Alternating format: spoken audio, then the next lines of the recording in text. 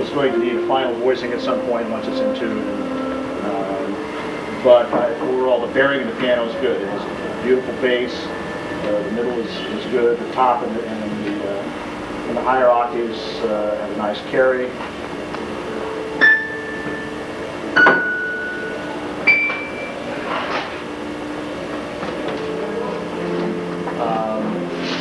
Also, the top hinges have been polished.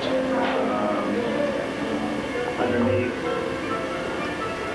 has also been French polished and cleaned underneath the top, and the rim also the piano, which is actually very nice because there were no gouges or scratches as on the other parts of the case.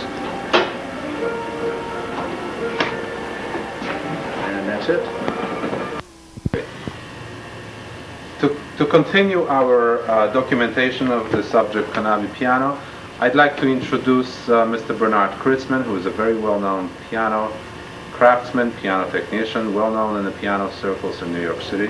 Mr. Bernard Kritzman will evaluate the piano. Thank you, Leopold.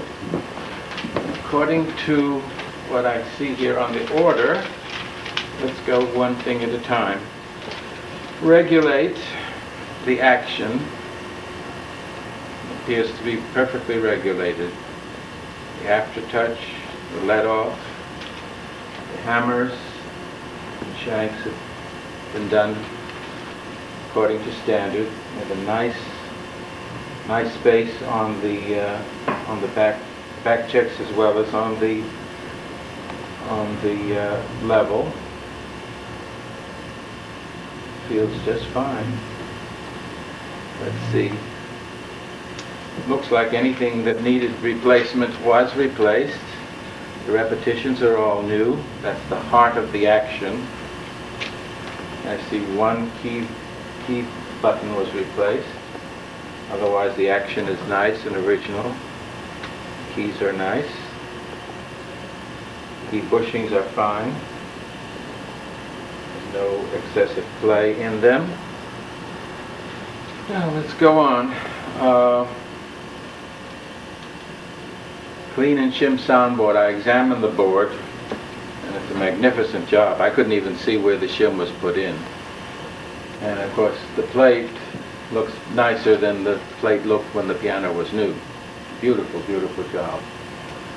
The pins and strings is a very standard operation. This block was replaced. It's a semi-exposed block where there is no cast iron over the pinholes. This is a common practice. In fact, the newest Bechstein still adheres to this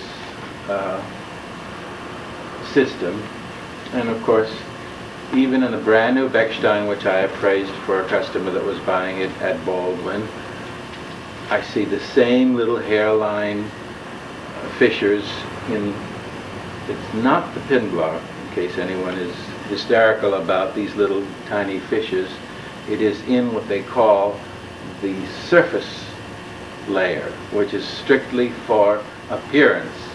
The actual block underneath is not affected, and they do not have any effect on the way the pins are grabbed by the pin block.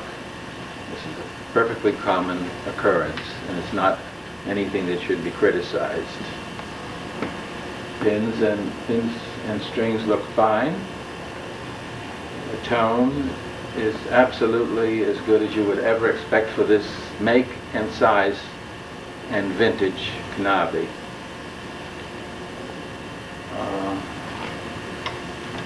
I really don't know what else there is to say.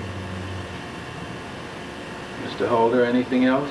Well, I think that Mr. Strasser, who apparently is the owner of the piano, had expressed some concern about the exterior of the piano. He was here in early October and acknowledged that the sound and the action of the piano were to his liking, more or less, but that the polishing or the refinishing of the piano was not up to par. As an independent technician, could you please explain the difference between polishing and refinishing? And could you please tell me, when I spoke with Maximilian in early September, or during the summer of 1995, we had discussed the polishing of this piano, and I explained to Mr. Rutten, Maximilian Rutten, this piano is not subject to polishing. This piano is subject to refinishing. Absolutely. There are too many veneer damages. You can see veneer popping here, moldings popping all over. All these things are cracked all around. This piano has to be completely stripped. This piano, the veneers have to be either replaced or repaired, and then the piano has to be refinished. Now, and I explained this to Mr. Rutten, who said to me at the time, the customer doesn't want to spend the money. Now, you know very well that we charge for the refinishing on a piano such as this close to $5,000. Absolutely. Refinishing alone. Absolutely. And you can say, how would you describe the finish on this piano? Very old Right. and shop worn, so to speak. I mean, it looks its age. It could be worse, and it would be very unlikely that it would ever look better from a piano of this age. But to improve it, you would have to go to just as much work as refinishing by having someone sand the whole piano and replace the veneer and color in all the spots, and it still would not look as good as if it were refinished, because the dyes and coloring they used when this piano was new all tend to get darker. This piano would be spectacular if the rosewood veneer were taken down to the bare wood and a beautiful clear coat of lacquer put on. But if the customer doesn't want to spend it, then they don't. But Would you agree that to properly refinish the piano, about the ballpark figure $5,000 would be correct? That would be And reasonable, because it's got a lot of places. The legs are very complicated. The legs have to be washed and dipped and stripped, and then you see all the flaws. And the whole case has to be completely meticulously gone over. and there are quite a few cracks on the lip of the piano. You can see cracks right over Don't here. forget, this is nearly the biggest piano you could ever refinish. That is correct. And What such a does it measure, piano, 8 foot polishing of such piano doesn't make very much sense, because they're building up on something that has a defective foundation. You need to Oh, it's address gonna- the If wood he first. sands it and puts fresh lacquer on, it's going to come back up. It's going to through. come back up. So it must be first, the wood has to be addressed, which is under the finish. Once you have the wood fixed, then you can go on with polishing or finishing. But even polishing, let's say that we were able to, the polishing would by itself on a piano as large as this would be $3,500. I'm sure with the proper polishing techniques, it would take at least 200 hours to polish piano such as this. It would take a lot. And then you have French polishing, You have I'm no talking. guarantee how it's going to look. Well, it would look decent, but It has to look better. But you can't, how can you possibly just polish the piano like this without addressing the cracks, the fallen off veneer, all those issues that I've discussed with Maximilian?